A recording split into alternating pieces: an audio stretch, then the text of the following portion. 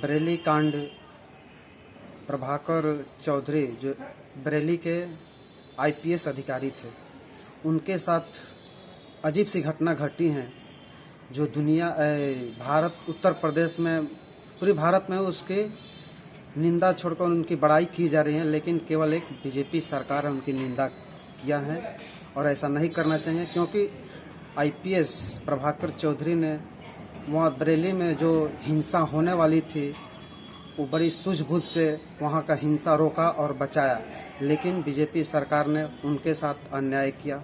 उनको आईपीएस अधिकारी के तौर पे थे और उनको आईपीएस अधिकारी से ट्रांसफ़र कर पीएससी में भेज दिया गया। ऐसा नहीं होना चाहिए।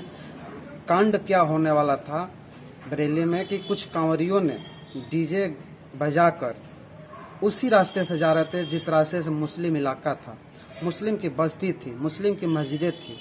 तो उसने यही कहा था कि आप लोग दूसरे रास्ते से भी जा सकते हैं, लेकिन कांवरियों ने जिद कर लिया कि मैं उसी रास्ते से जाएंगे। तो उसने मना नहीं किया, लेकिन उसने कहा कि आप जाना चाहते हैं तो जाइए, लेकिन शांतिपूर्वक जाइए। डीजे में जो आप गाना बजा रहे हैं उसको ऐसा गीत न बजाइए कि जिससे हिंसा भड़के। लेकिन उसने उनकी बात नहीं सुनी और उस आईपीएस अधिकारी का अवहेलना करते हुए डीजे पर गाना बजाते हुए जाने लगे। फिर आईपीएस अधिकारी ने रोका और उन लोगों की डीजे को जब्त किया। तब उस कांवरियों ने उस मुस्लिम बस्ती में उस मस्जिद के पास धरने पर बैठ गए। उसने आईपीएस अधिकारी देखा कि अगर हम यहाँ कुछ नहीं करते हैं सूझबूझ से तो हिंसा भड़कने से कोई रोक नहीं पाएगा, और जो ये कांवरिया है इसमें हमारी भी घटना, हम कांवरियों लोग को भी क्षति हो सकती है, मुस्लिम लोग को भी क्षति हो सकती है। उसने यही किया कि कांवरियों लोग पर 2-4 लोगों को उसने लाठीचार्ज किया और वहाँ से भगाया। बात यही थी, बात इतना ही है, बात में कुछ नहीं है। लेकिन हमारे उत्तर प्रदेश के मुख्यमंत्री जी ने उनके साथ अन्याय किया, उनके आईपीएस अधिकारी से तबादला कर पीएससी में भेज दिया। आप लोग बताइए, क्या वो अगर हिंसा हो जाती तो अच्छा था या हिंसा रोक दिया तो अच्छा है? तो उसने तो हिंसा रोक दिया है। अगर उसमें 20 कांवरिये मारे जाते, उसमें 10 मुस्लिम मारे जाते, तो क्या ये सही है? कतई सही नहीं है। लेकिन पता ना हमारे वर्तमान सरकार को क्या है क्या नहीं, क्या सूझबूझ रहा है कि उनको गलत लगा और उनको ट्रांसफ़र पीएससी में कर दिया गया। ऐसा नहीं होना चाहिए। और हम गर्व के साथ कह रहे हैं कि प्रभाकर चौधरी आईपीएस अधिकारी, आपके साथ हम नहीं, आपके साथ पूरी भारत की जनता है।